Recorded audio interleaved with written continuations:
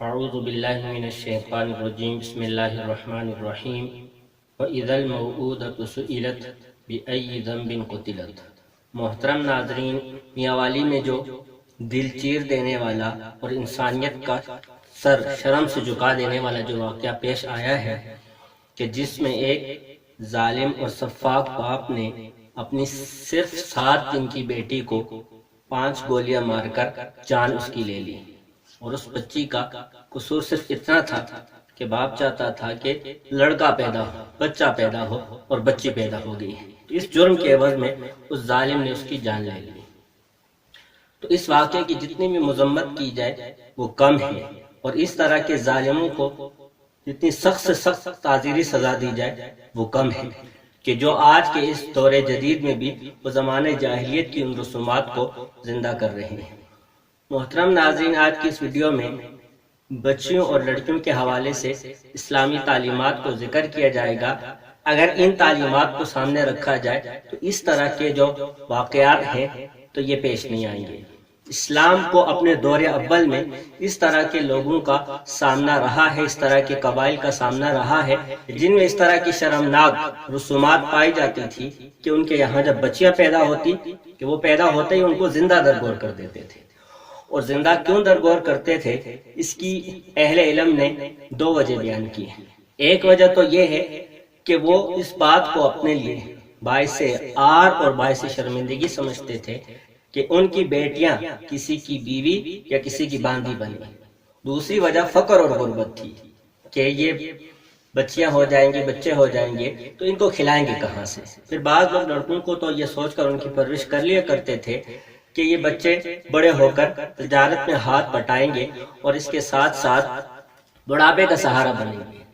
لیکن لڑکیوں پر تو جوان ہونے تک خرچ کرنا پڑے گا، اور اس کے بعد جو ہے پھر ان کی شادی کرانی پڑے گی، تو پر اتنے اخراجات آئیں گے، تو اس اعتبار سے ان کو بوجھ سمجھ کر ان کو قتل کر دیا کرتے تھے اور ان کو زندہ درگور کر دیتے تھے۔ تو اسلام نے اپنی سنہری تعلیمات سے لڑکیوں کے متعلق جو غلط سوچ تھی، غلط نقطہ نظر تھا، ان کا اس کی اصلاح کی، اور اسلام نے اس بارے میں یہ تعلیم دی کہ بچی یا لڑکی کا پیدا ہو جانا یہ کوئی مصیبت نہیں ہے،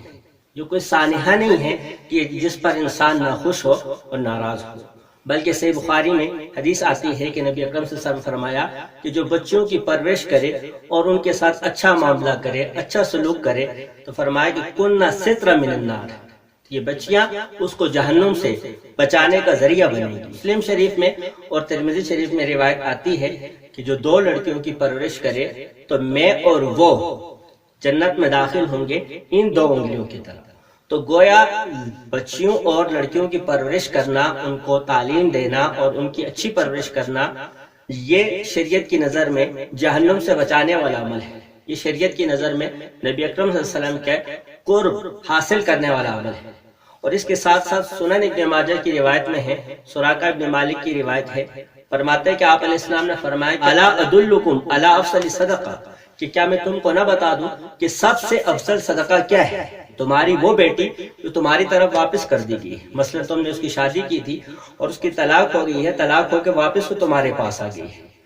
لیس لہا کاسب، اور اس کے لیے کوئی کمانے والا نہیں ہے، غیرک، تمہارے علاوہ، یعنی تم ہی کما کر اس پر جو رقم خرچ کرو گے، تو یہ باقی صدقات کے مقابلے میں فرمایا کہ یہ افضل صدقہ ہے۔ آج انسان صدقہ کرنے کے لیے افضل مدعا تلاش کرتا ہے، تو یہ فرمایا کہ بہترین اور افضل صدقہ کرنے کی یہ جگہ ہے۔ امام بخاری رحمۃ اللہ علیہ کی ایک کتاب ہے الادب المفرد، اس میں امام بخاری نے ایک حدیث ذکر کی ہے کہ جس کے یہاں 2 بچیاں ہوں اور وہ ان کی پرورش کرے، تو فرمایا کہ یہ دونوں بچیاں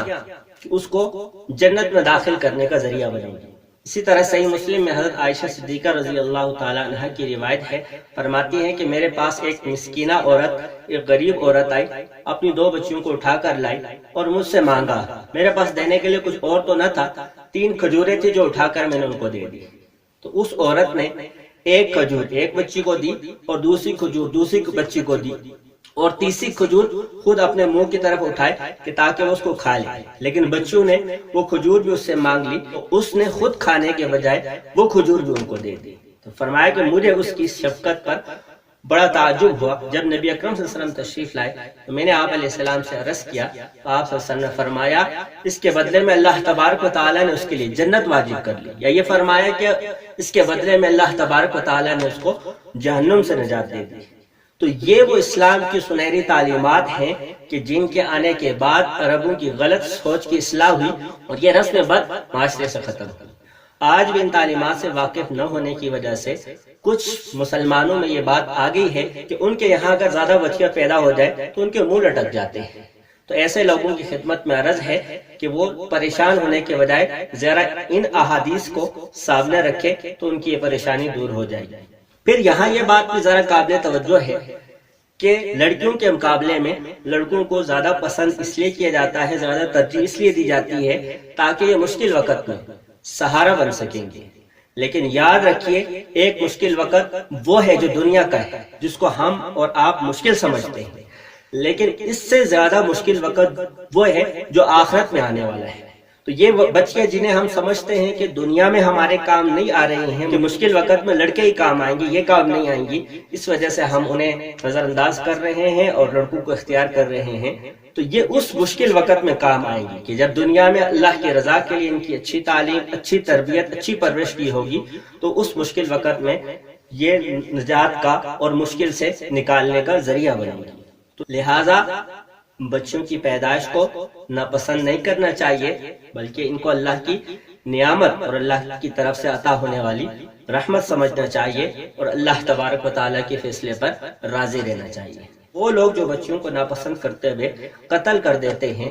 جان سے مار دیتے ہیں، تو روز قیامت جب اللہ تبارک و تعالیٰ کی عدالت لگے گی تو پھر اللہ تبارک و تعالیٰ اس درگور کی ہوئی بچی کو، اس قتل کی ہوئی بچی کے متعلق فرمایا کہ وَإِذَا الْمَوْءُودَةُ سُئِلَتْ، جب درگور کی جانے والی بچی سے پوچھا جائے گا بِأَيِّ ذَنبٍ قُتِلَتْ،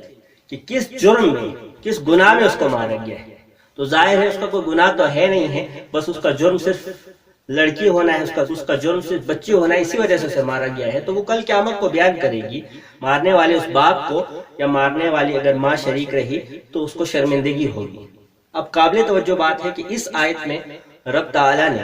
قاتل سے خطاب نہیں کیا ہے، بلکہ مقتولہ جس بچے کو قتل کیا گیا اس سے خطاب کیا گیا ہے۔ ایسا کیوں ہے؟ اس کی وجہ ہمیں بیان کی گئی ہے کہ اللہ تعالیٰ کی اس قاتل پر ایسی ناراضگی ہے، اللہ کی طرف سے اس پر ایسا غصہ اور غضب ہوگا کہ اللہ تبارک و تعالیٰ اس سے خطاب بھی نہیں کریں گے اور اس سے بات بھی نہیں کریں گے۔ ایسا آدمی رب تعالیٰ کی طرف سے